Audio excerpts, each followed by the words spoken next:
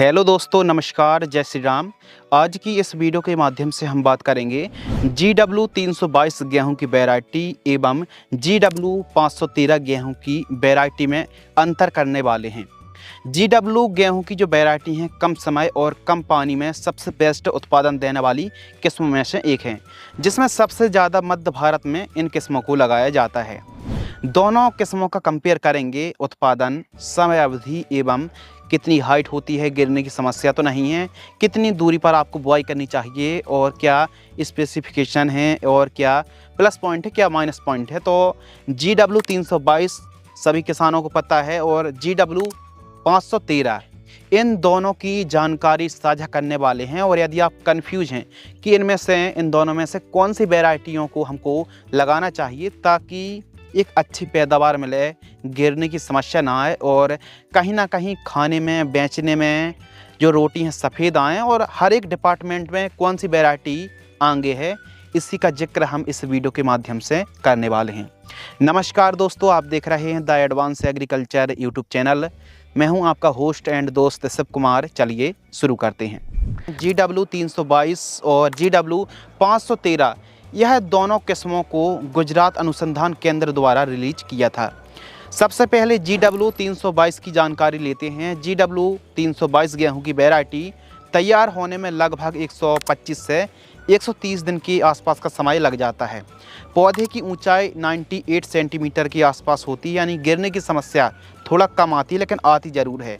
4 सिंचाई पर 322 गेहूं की वैरायटी तैयार हो जाती है और कहीं कहीं पर हमारे MP पर 322 को तैयार करने में 6 सिंचाई तक करनी पड़ती है।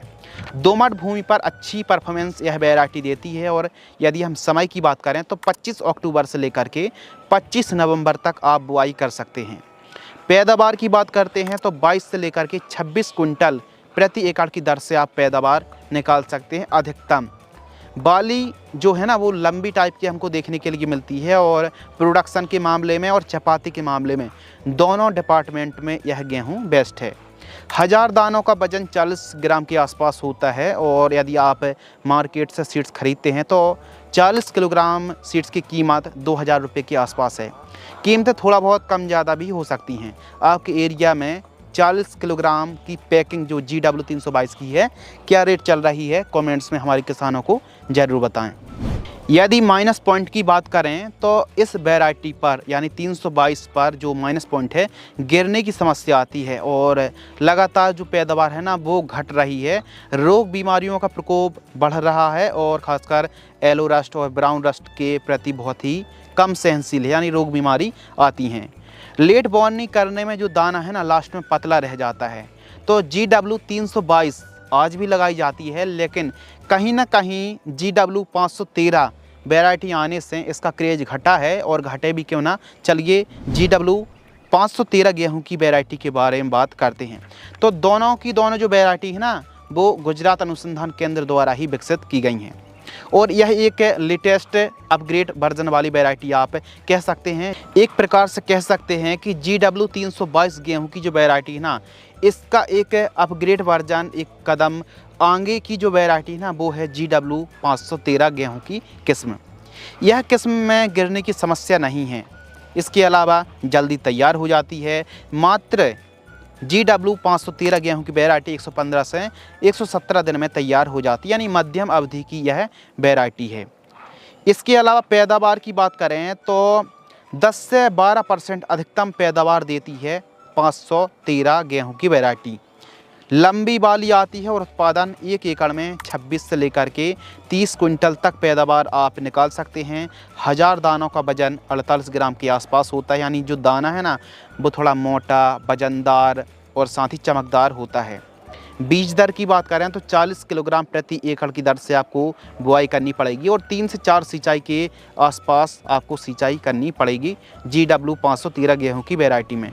प्रोडक्शन के मामले में और चपाती के मामले में यह दोनों डिपार्टमेंट में बेस्ट वैरायटी है। यदि हम समय की बात करें तो अक्टूबर अंतिम सप्ताह से लेकर के नवंबर अंतिम सप्ताह तक आप बुआई कर सकते हैं, यानी नवंबर अंतिम सप्ताह तक यदि आप बुआई करते हैं तो अभी GW 513 गेहूं की वैरायटी से अच्छी पैदावार आप निकाल सकते हैं।